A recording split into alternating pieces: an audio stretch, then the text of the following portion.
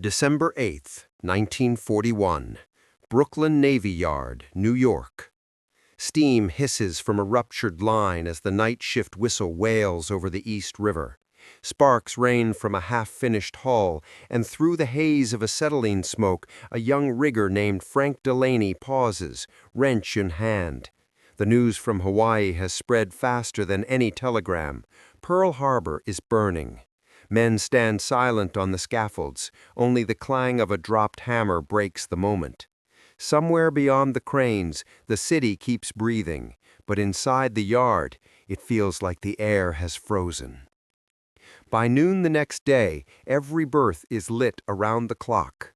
The Navy's Bureau of Ships has already telephoned. The new class of fleet carriers, Essex-class, CV-9 and beyond, will not wait for peacetime schedules. Drawings are rushed from Washington by courier. Welders are recalled from leave. Draftsmen sleep under their tables. You can smell the urgency, ozone from cutting torches, burnt paint, the tang of steel plate freshly lifted from the mill. On the West Coast, Newport News, Bethlehem Quincy, and the Norfolk Navy Yard receive identical orders. Each must learn to build a floating city 872 feet long, capable of launching 90 aircraft and surviving a storm of bombs. No one has ever produced capital ships on an assembly line rhythm before, but the war will demand it. Frank works through Christmas Eve beneath the ribs of CV-10, soon to be USS Yorktown, too. Above him, riveters drive hot bolts that explode like gunfire. The hull plates sweat condensation. Winter breath turns to vapor clouds. Supervisors bark for speed. Inspectors count every seam. Yet amid the chaos, there's a rhythm. Sheet metal slid into place, weld arcs tracing silver veins along black steel, cranes groaning like ancient beasts. Across the Atlantic, Britain bleeds in the Arctic convoy lanes. Across the Pacific, what's left of the U.S. carrier force, Enterprise, Lexington, Saratoga, stands alone. Every rumor from Hawaii adds pressure. More ships lost, more sailors gone. When Admiral Ernest J. King orders full mobilization of American shipyards, the Essex becomes more than a design. It's a promise of revenge. Engineers refine her form in real time. She will carry 5-inch dual-purpose guns, 40mm Bofors, and a flight deck armored in oak and steel. Beneath it, 4 giant engines will drive her at over 30 knots. But what sets her apart isn't armor, it's production philosophy. Parts will be prefabricated in inland plants, shipped by rail, and then welded into place like puzzle pieces. A carrier once required 4 years to complete. The Navy demands them in less than 18 months. Frank doesn't think about strategy, he thinks about rhythm. 12 hours on, 12 off. A sandwich at midnight, black coffee thick as tar. The radio by the time clock plays Benny Goodman between casualty updates. He hears of Coral Sea, then Midway, where carriers decide the war's fate, and Yorktown, the first one, is sunk. When the foreman reads the casualty list, every man in the yard works faster. They are rebuilding ghosts. By mid-1942, the first of the new class, USS Essex, CV-9, slides from her ways. Her hull number gleams white against fresh paint. A band plays Anchors Away, but the ceremony feels less like celebration than vow. Behind her, 10 more keels already rise. Workers joke that if Germany or Japan could see the Brooklyn skyline at night, they'd surrender from exhaustion. The cranes never stop moving. From Washington, Rear Admiral Frederick Horn sends a message. The fleet must never again run short of carriers. We build until the enemy runs out of targets. The words echo across every yard loudspeaker. On warm nights, Frank walks home over the bridge, hands black with grease, and looks back at the river. The carrier hulls glow under floodlights like sleeping leviathans. Somewhere out there, boys his age are fighting on Guadalcanal, and he wonders if one of these decks will bring them home. The thought keeps him going through the fatigue and the noise. Spring 1943 brings change. The Navy introduces modular outfitting, sections fully wired and plumbed before assembly. A hull once built in sequence now grows in segments, each swarming with electricians, pipe fitters, and carpenters. Time drops again. Essex-class carriers begin rolling out at intervals that seem impossible. Within months, the Pacific will feel their wake. Frank doesn't know that his yard's tempo has become legend. Officers visiting from Britain stand speechless on catwalks, watching entire hangar decks lowered into place by giant derricks. The smell of hot steel mingles with fresh pine from wooden templates. Somewhere, a whistle blows, and another shift takes over without pause. The shipyard that never slept has become the beating heart of a navy reborn. Outside the gates, ration lines snake down streets. War bond posters fade in the rain. But inside, creation drowns out deprivation.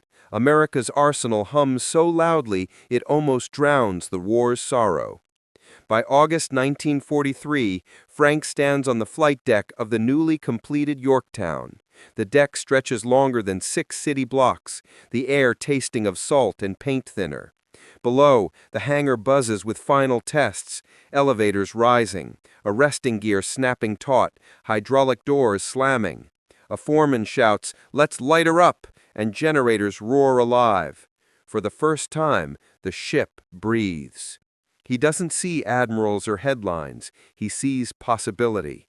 This floating city, steel born of sweat and speed, will carry hundreds of young men into the unknown Pacific. And if she falls, another will rise behind her. That certainty, more than armor, is what wins wars.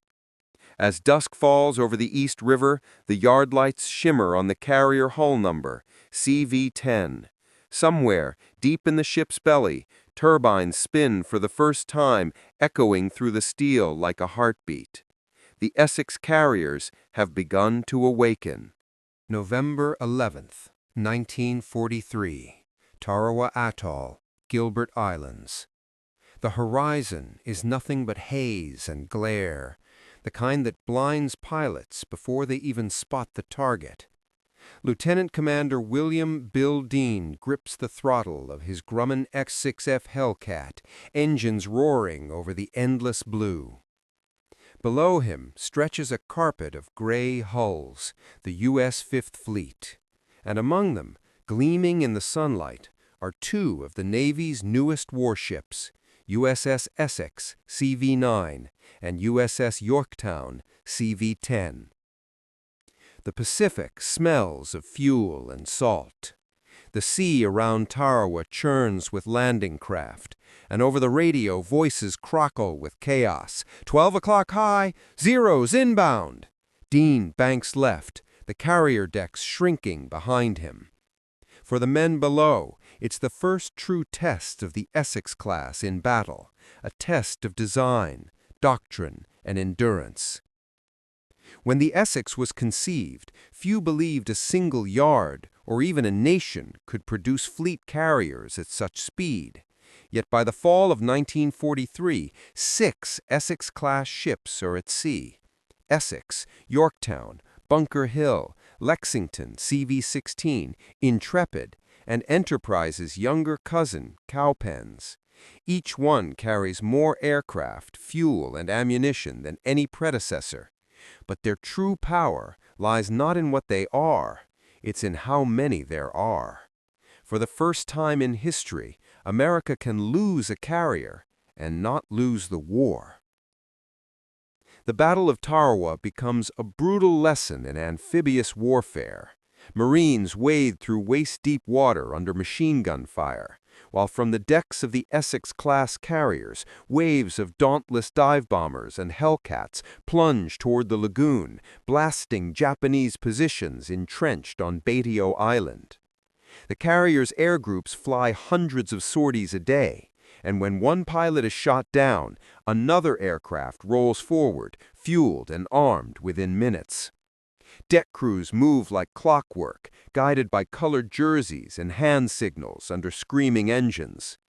Up on the island, a Marine named Corporal Don Mason later writes home, We never saw them, but we heard them, the constant roar overhead, like thunder that never stopped.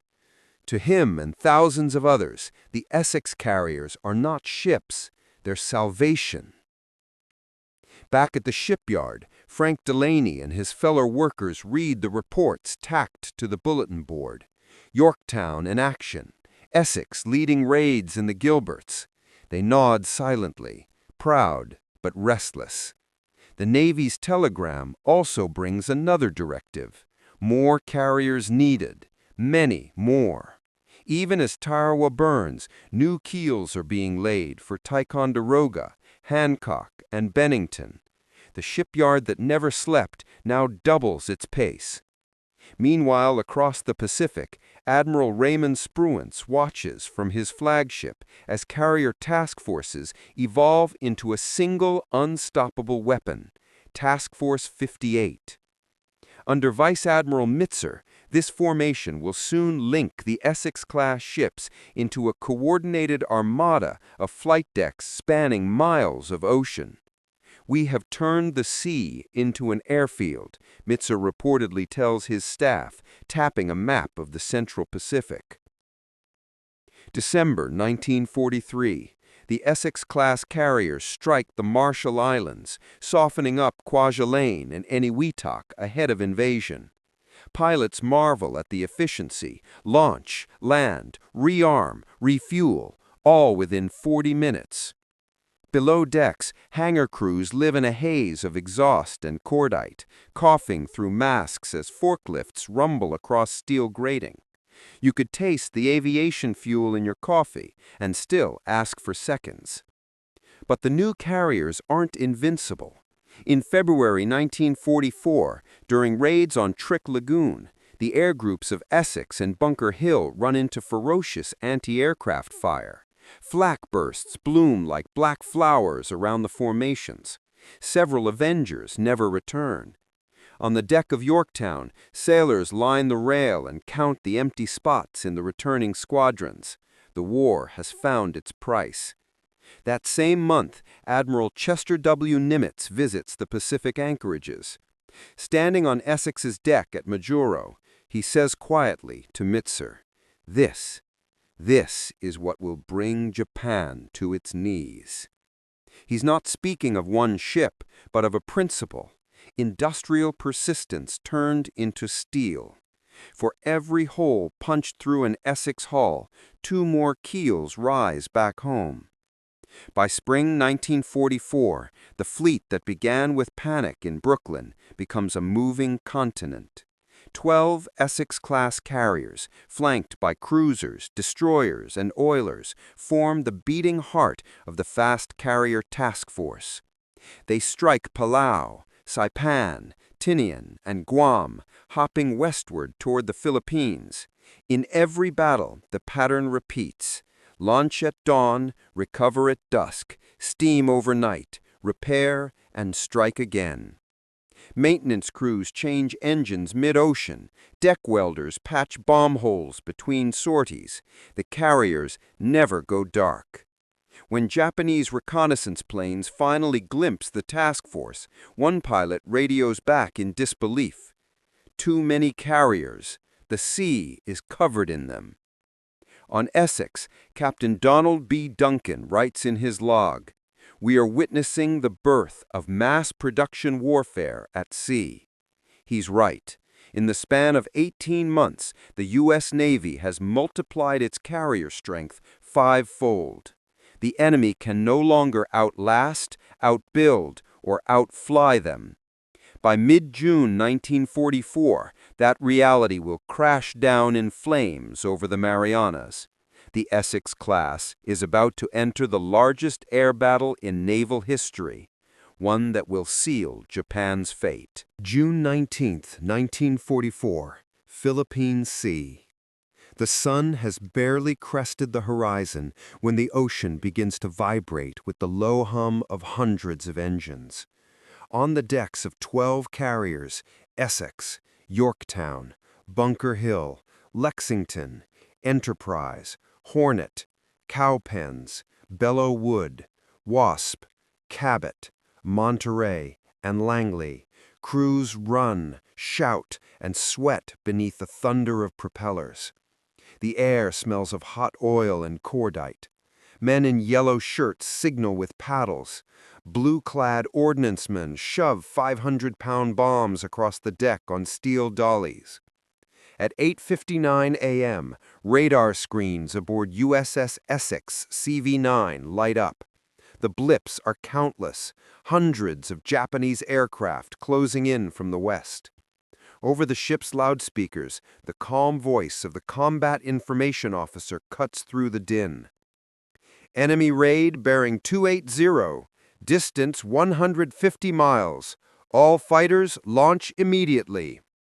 What follows will be immortalized as the Great Marianas Turkey Shoot, a lopsided aerial massacre that ends Japan's carrier air power in a single day.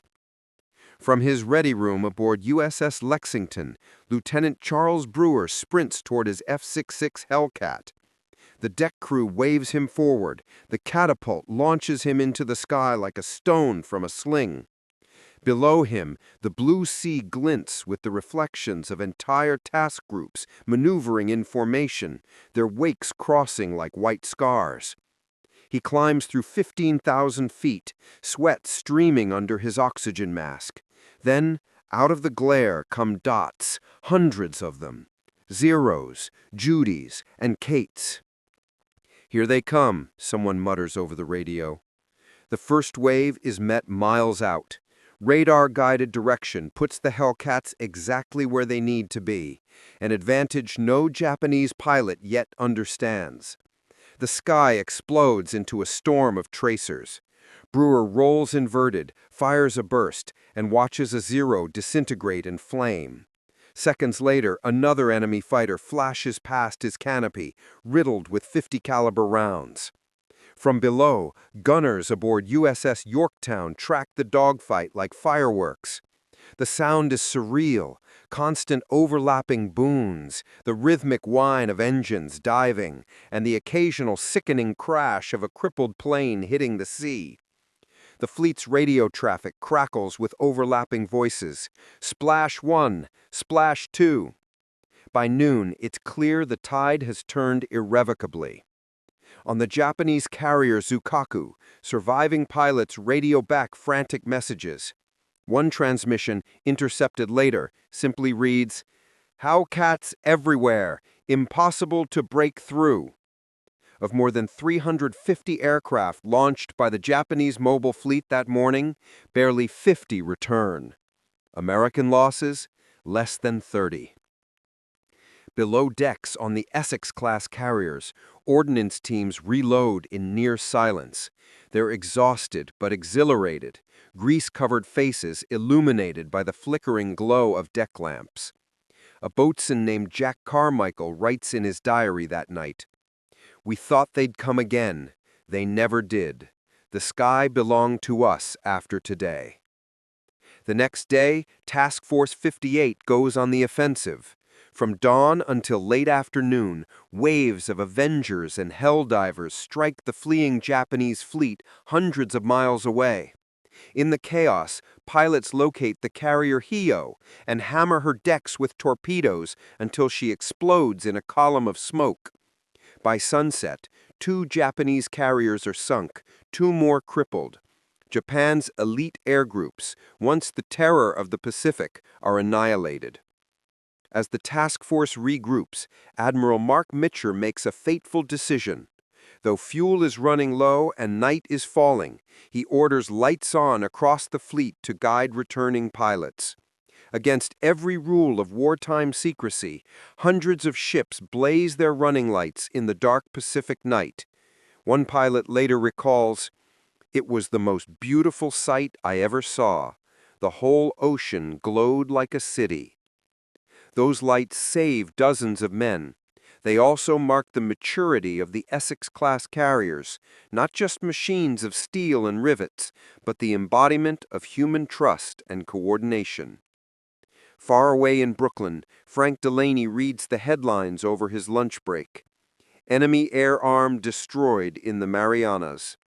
The yard erupts in cheers, but he knows what the article doesn't say, that for every Essex at sea, another waits in the dry dock.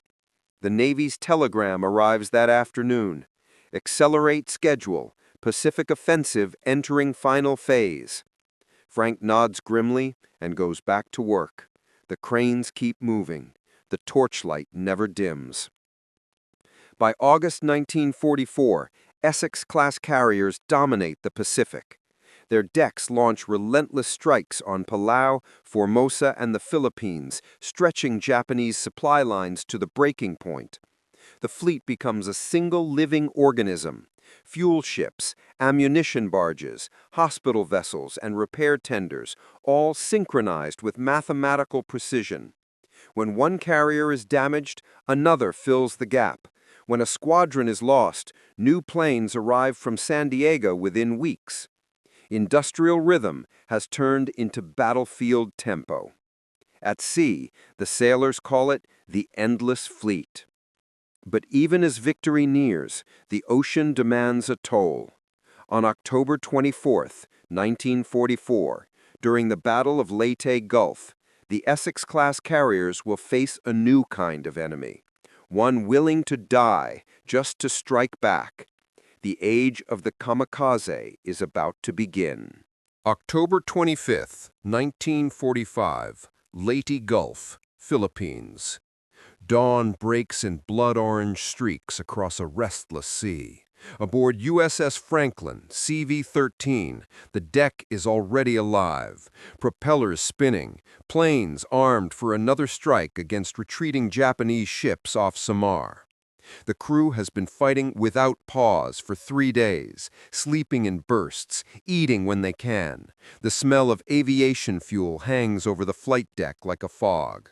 Down below, in the ready room, pilots lace their gloves and murmur about the rumors that the Japanese have begun turning their own planes into bombs. On the horizon, radar screens blink. One contact splits into 3, then 5, then too many to count. They're not in formation, they're diving. "Kamikaze inbound!" The shout ricochets through the ship like electricity. From the bridge of USS Essex, Captain Donald B. Duncan watches tiny dots break from the glare of the morning sun. They're coming in low, fast and erratic, like hornets drump on fury. Hellcats scramble from the deck, intercepting what they can. But for every 0 shot down, another dives through the flak. The Japanese have found a new weapon, the will to die. On USS Franklin, the first kamikaze hits at 9:20 a.m. The plane slams into the forward flight deck, igniting parked bombers loaded with ordnance. The explosion rips open the hangar. Fire spreads faster than anyone can move. Sailors are thrown against bulkheads. Some vanish in a blast of flame and debris. Others crawl through smoke to drag the wounded out. The ship shudders but stays afloat. Down in the engine spaces, a machinist named Ernie Vega refuses to abandon his post. Steam pipes rupture above him. The temperature climbs past 140 degrees. His crew keeps the turbines turning, knowing that if they stop, Franklin will lose power and die. When the pumps finally stabilize pressure, Vega slumps against a bulkhead, soaked and shaking. He will never forget the sound, not the explosion, but the screaming that followed. By afternoon, USS Bunker Hill, Lexington, and Intrepid are all struck in succession. The sea boils with burning fuel. Pilots returning from missions find their decks engulfed in fire and must ditch into the ocean. Destroyers rush through debris fields to pluck survivors from oil-slicked waves. The smell of burning paint and flesh clings to the wind. In his flagship cabin aboard USS Lexington, Admiral Mitcher reads the casualty reports in silence. His operations officer, Arleigh Burke, says quietly, "They mean to kill themselves to stop us." Mitcher looks over at the deck where firefighters spray foam over twisted aircraft. Then, he replies, "We'll simply outbuild death." And they do. While the Essex-class carriers endure blow after blow, shipyards back home move faster than ever. In Brooklyn, Frank Delaney reads the wire dispatch pinned to the mess hall board. Franklin, heavily damaged, crew fighting fires for 36 hours straight. He stares at the photo, the ship listing, smoke pouring from her deck, and then wordlessly turns back to his welding torch. Within weeks, new hulls, Randolph CV-15 and Bonham Richard CV-31 are launched. Even as flames still smolder in the Philippines, fresh carriers roll from dry dock. The U.S. Navy begins something unprecedented: in-theater repair yards. Floating dry docks like ABSD-1 assemble at forward bases, Eniwetok, Ulithi, Leyte, capable of hoisting entire carriers out of the water for patchwork. Burned decks are refitted at sea. Damaged flight elevators are replaced in days. The industrial miracle that began in Brooklyn now spans the Pacific. At Ulithi Atoll, 1945, more than a dozen Essex-class carriers anchor in the lagoon, their decks crowded with planes, cranes, and repair crews. The scene looks impossible, a city of ships stretching to the horizon. Sailors call it Pearl Harbor afloat. Men swim between hulls, mail barges deliver letters, and chaplains hold services on the open decks. Every night, the glow of welding arcs turns the lagoon silver blue. A journalist from Life magazine writes, "It feels less like a navy and more like a nation." One of those carriers, USS Hancock, bears fresh scars from a suicide dive that tore through her flight deck. Yet 48 hours later, she's launching strikes on Okinawa. You could smell the burnt steel under the new paint, but she still ran like a new ship. The kamikaze campaign peaks during the Battle of Okinawa, April to June 1945. Over 1,900 suicide planes attack the Allied fleet. 16 major warships are sunk, but none of the Essex-class carriers go down. Their design, thicker decks, redundant systems, watertight compartments, proves prophetic. Even when flames engulf their decks, the ships survive. Even when struck by 500-pound bombs, they keep fighting. A sailor on board USS Bunker Hill, standing ankle-deep in seawater after 2 hits kill 390 of his shipmates, writes home, "They can burn us, they can dive on us, but they can't stop the ship." Back home, Frank Delaney works the night shift. He no longer counts days, only launches. Every time a new carrier slides into the water, the loudspeakers play Glenn Miller, and men cheer through exhaustion. He's seen photographs of the kamikaze wrecks, twisted decks, blackened hulls, and he welds harder. For every ship they hit, he tells his crew, "We'll give the Navy 2 more." By the spring of 1945, there are 24 Essex-class carriers operational, more floating airfields than the rest of the world combined. Together, they form the spearhead of the final act of the Pacific War, the invasion of Okinawa and the impending assault on Japan itself. The war's ending is near, but for the Essex fleet, the greatest storm of all, a typhoon of fire, wind, and history, is still on the horizon. June 5, 1945, Philippine Sea. The morning begins with sunlight, calm seas, blue sky. Then, just after noon, the horizon folds in on itself, a wall of gray and black towering over the fleet. What looks like cloud becomes movement, the legendary Typhoon Connie roaring straight toward Task Force 38. Aboard USS Bennington, CV-20, barometers fall off their pegs, wind screams through rigging, the sea turns white, flight decks vanish beneath sheets of water.